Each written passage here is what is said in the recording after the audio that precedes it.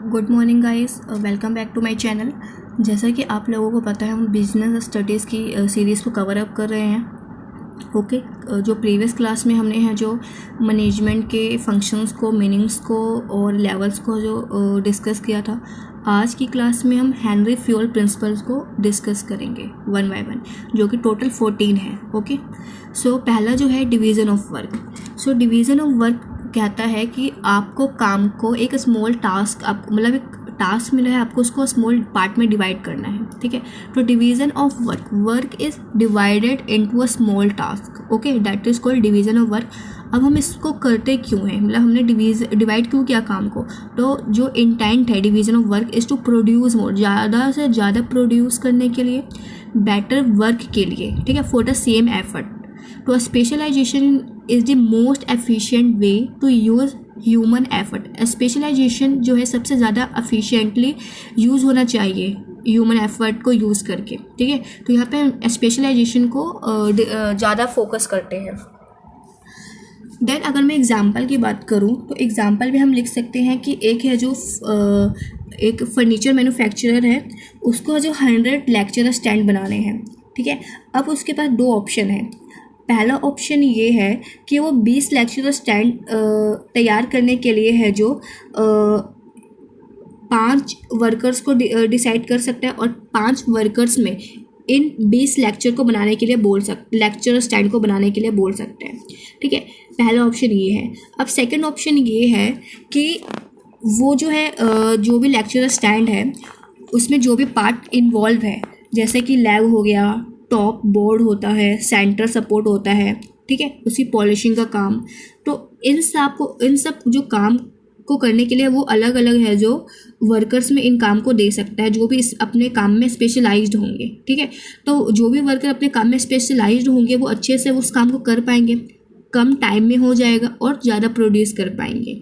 ठीक है, तो second option is better than first option. तो ये था डिवीजन ऑफ वर्क का एग्जाम्पल। सेकेंड जो प्रिंसिपल है that is authority and responsibility.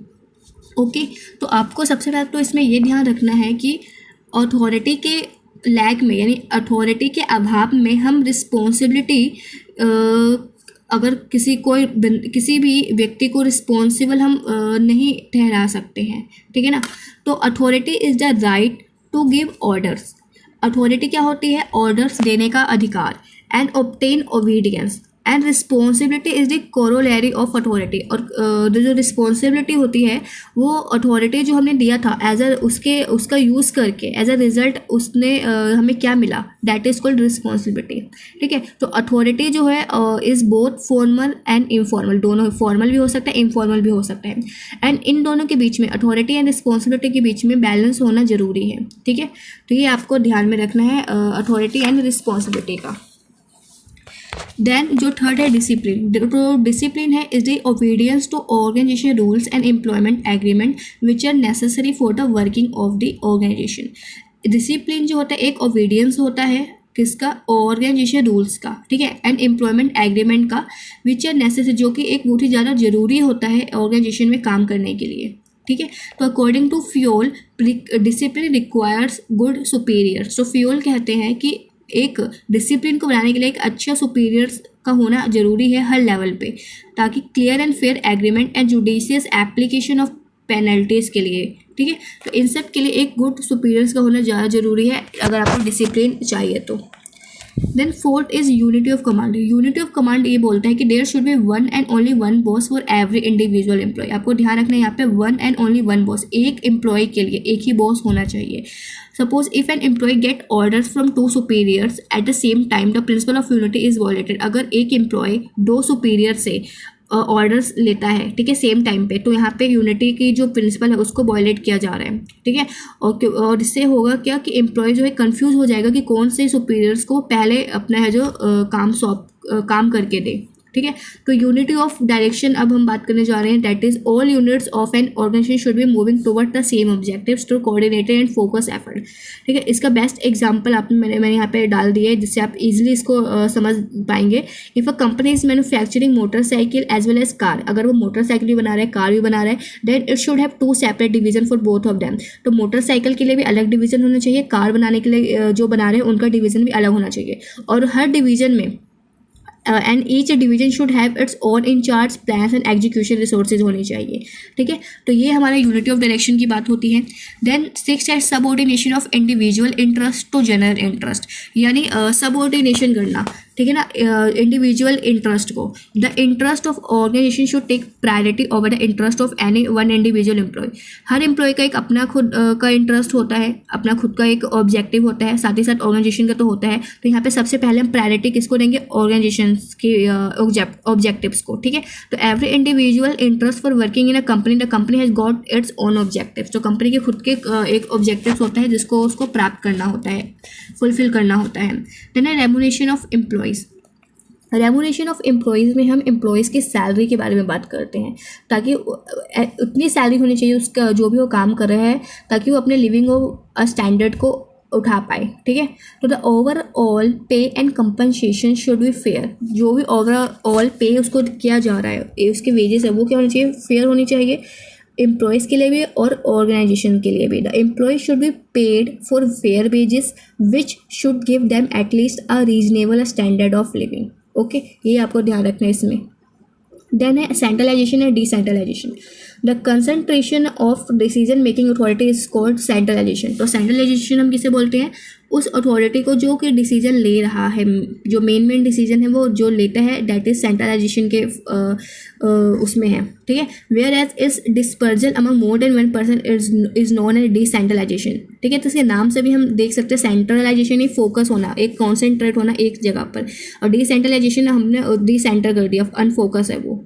ठीक है, तो हमने एक से ज़्यादा पर्सन अगर डिसीजन लेने लग जाते हैं तो वो डिसेंट्रलाइजेशन कहलाने लग जाता है। लेकिन जो एक मेन कौन डिसीजन लेगा, एक जो मेन टॉप का हेड होगा वही करेगा। तो जो उस टॉप का हेड है वो है जो सेंट्रलाइजेशन कैटेगरी में माना जाएगा। ठीक है, then there is a need to balance subordinate involvement through decentralization with managers. तो यहाँ पे जो बैलेंस मेंटेन करना ज़्यादा जरूरी हो जाता है। ठीक है, subordinate involvement through decentralization with managers के बीच में, मतलब सबऑर्डिनेट और मैनेजर्स के बीच में बैलेंस मेंटेन करना ज़्यादा जरूरी हो जाता है, क्योंकि जो फाइनल अथॉरिटी होगा वो किसके पास होता है, मैनेजर के पास ही होता है डिसीजन लेने से रिलेटेड। ओके, देन है स्केलर चेन। स्केलर चेन जो है अथॉरिटी को ही शो करता है, मतलब फॉर्मल लाइन ऑफ अथॉरिटी को शो करता है from highest to lowest rank. ठीक है, इसको हम स्केलर चेन बोलते हैं। देन है ऑर्डर। ऑर्डर जो है people and material must be suitable places at appropriate time for maximum efficiency, यानी पीपल और मटेरियल दोनों ही सही जगह पे और सही टाइम पे अवेलेबल हो जाने चाहिए। ठीक है, ये हमारा ऑर्डर की प्रिंसिपल में बोला जाता है। Then equity emphasise kindliness and justice in the behaviour of managers towards workers. यहाँ पे बोला गया है कि जो भी मैनेजर का बिहेवियर है सभी वर्कर्स के तरफ एक जैसा होना चाहिए। ठीक है, then stability of personnel. Stability of personnel का मतलब है कि employee turnover should be minimized, ज़्यादा से ज़्यादा जो टर्नओवर हो रहा है उसको कम किया जाए, टू मेंटेन ऑर्गेनाइजेशनल एफिशिएंसी को, ताकि हम बना के मेंटेन कर पाएँ।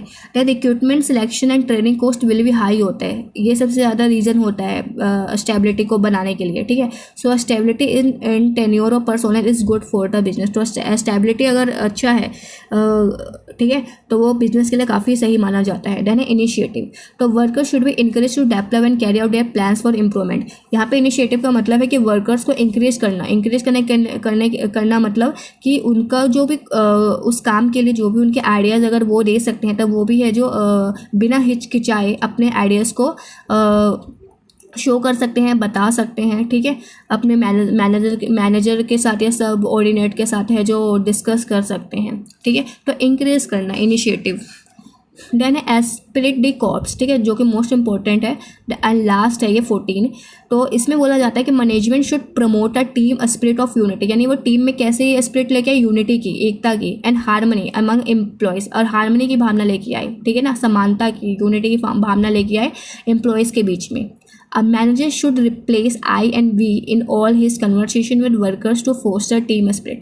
एक मैनेजर को अपना जब भी कन्वर्सेशन करे अपने वर्कर्स के साथ तो उसको हमेशा I की जगह we का यूज़ करना चाहिए, ठीक है। उसको ऐसा नहीं कहना चाहिए कि मैंने ये काम किया है, उसको ये बोलना चाहिए हमने ये काम किया है। जब वो we वर्ड यूज़ करेगा तो इससे काफ़ी ज़्यादा है जो मोटिवेशन मिलता है वर्कर्स को, और उस काम को और अच्छे तरीके से करने के लिए वो बेटर महसूस करते हैं, ठीक है। तो ये हमने आज 14 प्रिंसिपल है जो फ्यूल के डिस्कस की। आई होप कि आपको अच्छा लगा हो। सो नेक्स्ट जो क्लास होगी वो हम अगले चैप्टर के ऊपर मूव ऑन करेंगे। Okay, so thank you for very much for watching this video.